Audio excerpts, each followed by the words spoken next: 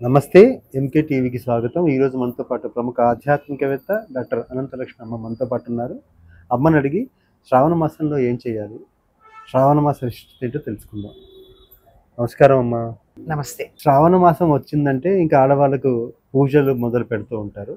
అసలు శ్రావణ మాస విశిష్టత ఏంటి? శ్రావణ మాసంలో చేయకూడని పొరపాట్లు ఏంటి? చేయాల్సిన పూజా విధానాలు తెలియజేయండి. ఓం శ్రీ గురుభ్యో నమః. శ్రీ మహాగణాధిపతయే నమః. శ్రీమాత్రే నమః. శ్రవణ నక్షత్రం పూర్ణిమ నాడు కలిగినటువంటి మాసం శ్రవణ మాసం. అది అందరికీ తెలిసిందే. పూర్ణిమ హయగ్రీవ జయంతి. దీన్ని జంఝాల పూర్ణిమ అంటారు. ఉపాకర్మ చేస్తారు. ఆ రోజు రక్షాబంధనం చేస్తారు. ఇవన్నీ కూడా ఆ రోజు ఉన్నాయి. ఈ రక్షాబంధనం చేయడం, జంఝాల పూర్ణిమ, ఉపాకర్మ ఇవన్నీ దేనికి సంబంధించినవి? భుజం మీద యజ్ఞోపవీతం ఉంటేనే వేదం చదివే అర్హత వస్తుంది. వేదం చదువుకోవాలంటే కులాల పట్టింపు లేదండి. మనకి ఇప్పుడు వచ్చింది కులాలు, వర్ణ వ్యవస్థే ఉంది. అందరూ చాలా కులాల వాళ్ళు ఇవాళ వేరే వర్ణానికి చెందిన వాళ్ళు అయ్యున్నారు. వాళ్ళందరికీ కూడా యజ్ఞోపవీతం ఉంటుంది.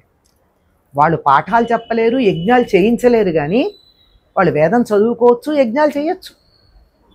పురోహితుడు చేయిస్తే వాళ్ళు కూర్చుని చేయొచ్చు. ఆ విధంగా ఉన్న యజ్ఞోపవీతం సంవత్సరానికి ఒకసారి మార్చుకుంటారు కనుక ఆ ఎందుకు మార్చుకోవాలి సంవత్సరానికి ఒకసారి? తడి, అది నూలుతో చేసింది. ఎండకి ఎండి, వానకి తడిసి, స్నానం చేసినప్పుడు తడిసి, ఇలా అది పాడవుతుంది. ఎప్పుడు పడితే అప్పుడు మార్చుకోకుండా దానికి ఒక రోజు పెట్టారు. ఈ రోజే ఎందుకు పెట్టారు? అది కూడా మనకు కారణం ఉంటుంది కదా. ఇవాళ ఉపాకర్మ కూడా చేస్తారు ఈ యజ్ఞోపవీతం మార్చుకోవడంతో పాటు. ఉపాకర్మ అంటే అంతకుముందు ఉత్తరాయణంలో ఒడుగైనటువంటి వాళ్ళు, ఉపనయనమైనటువంటి వాళ్ళు ఆ చిన్న జంజం ఏదైతే ఉందో అది తీసి పెద్ద జంజం వేసుకుంటారు. దానికి ఉన్నటువంటి జింక చర్మం ఏదైతే ఉందో కొద్దిగా ఇంత ముక్క పెడతారు దానికి, దాన్ని తీసేసి ఈ మామూలు ఒడుగు యజ్ఞోపవీతం వేస్తారు. ఇప్పుడు గురువు గారు వచ్చి పిల్లవాడిని తన దగ్గర గురుకులానికి తీసుకెళ్ళేవాడు పూర్వకాలం. అంటే ఉపనయనం అంటే పూర్వకాలంలో గురుకులానికి వెళ్ళడానికి అర్హత కలిగే అక్షరాభ్యాసం లాంటిది. గురువు తను తీసుకెడతాడు.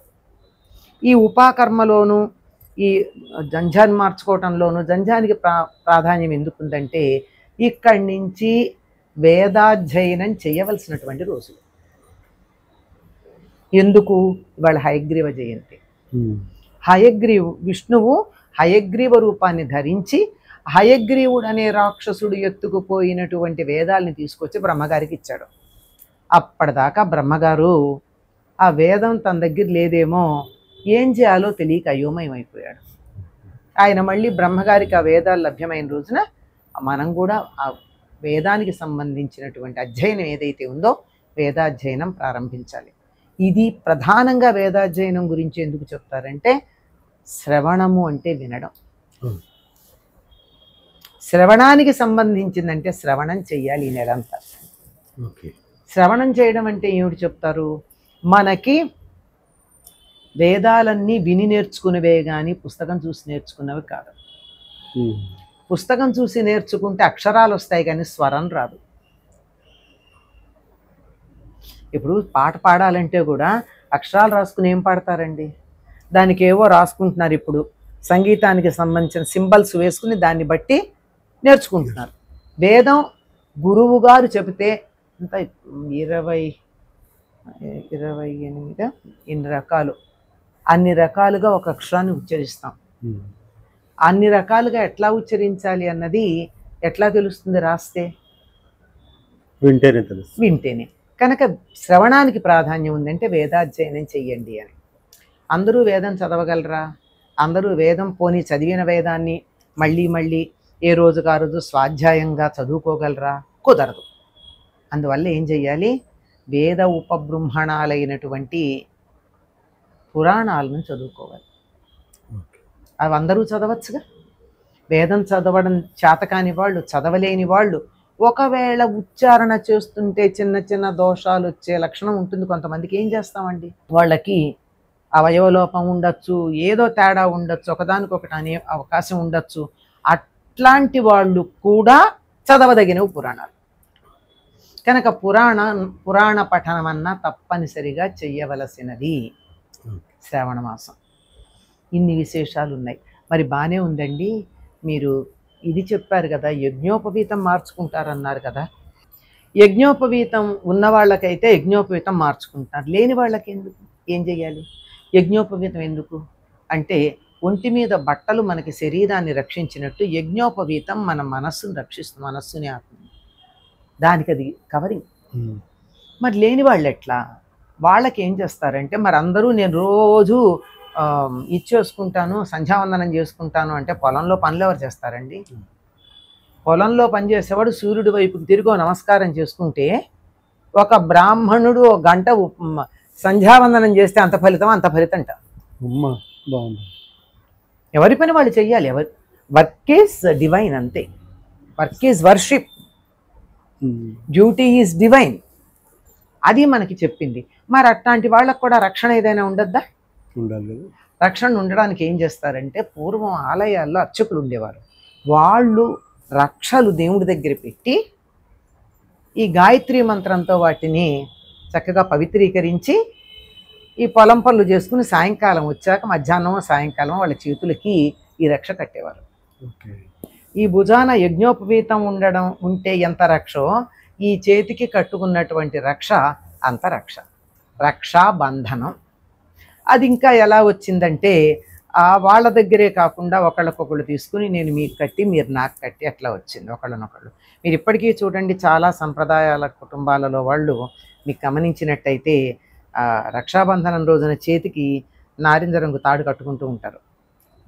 వాళ్ళు కట్టుకోరు, ఎవరో ఒకళ్ళు కడతారు వాళ్ళకి. అంటే రక్షాబంధనం అన్నది అట్లా ఒకళ్ళకొకళ్ళు కట్టుకోవడం. అయితే కాలక్రమంలో ఏమైందంటే, ఇది అన్నదమ్ములకి అక్షయలు కట్టడంగా మిగిలిపోయింది.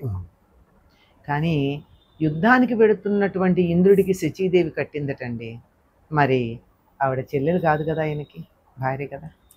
ఎవరైనా కట్టచ్చు, ఎవరికైనా కట్టచ్చు. నీ క్షేమం నేను కోరుకుంటున్నాను అని నేను వచ్చి నీకు కడితే నువ్వు నీ రక్షణ బాధ్యత నేను తీసుకుంటాను అని చెప్పాలి. ఇద్దరికి కట్టిన వాళ్ళు కట్టించుకున్న వాళ్ళు కూడా ఒకళ్ళ రక్షణ ఒకళ్ళు తీసుకోవడం అనేది ఇందులో మనకి సంప్రదాయం. అయితే ఉత్తర దేశంలో అక్క చెల్లెళ్ళు వెళ్ళి అన్నదమ్ములకు కట్టేటటువంటి సంప్రదాయంగా ఉంది. ప్రస్తుతం మనకు అది మాత్రమే మిగిలింది. కానీ ఎడంభుజం మీద యజ్ఞోపవీతం ఉన్న వాళ్ళు కూడా ఈ రోజుల్లో యజ్ఞోపవీతం పద్ధతి ప్రకారం మార్చుకోవడం అనేది కనపడటం లేదు. రక్షాబంధనం ఆలయాలకు వెళ్ళి పురోహితుల చేత కట్టించుకోవటం లేదు. పురోహితులు కూడా దాన్ని గాయత్రి మంత్రంతో అభిమంత్రించి ఇస్తున్నారా అన్నది మనం ఆలోచించాలి. అది కదమ్మా, అంటే శ్రావణ మాసంలో చేయకూడని పనులు అంటే ఇప్పుడు కొంతమంది మాంసాహారం తింటూ ఉంటారు కదా, ఎలాంటి ఆహారం తీసుకోవాలి?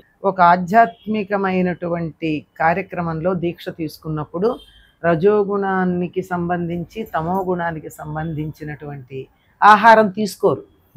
దానివల్ల సత్వగుణం పక్కకు పెడుతుంది. చేస్తున్నటువంటి సత్కార్యాలన్నీ కూడా అహంకారం పెంచుతాయి లేదా కోపాన్ని తాపాన్ని పెంచుతాయి. అందువల్ల తామసిక ఆహారం తీసుకోరు. తామసిక ఆహారం అంటే మీకు తెలియాలి అంటే ఉల్లి, వెల్లుల్లి అటువంటివి చాలా గాఢంగా ఉండేటటువంటి మసాలాలు. నిజంగా శ్రావణ మాసం యొక్క విశిష్టత, శ్రావణ మాసం రోజు చేయకూడని పనులు, చేయాల్సిన పనులు చాలా చక్కగా వివరించారమ్మా. ధన్యవాదాలమ్మా.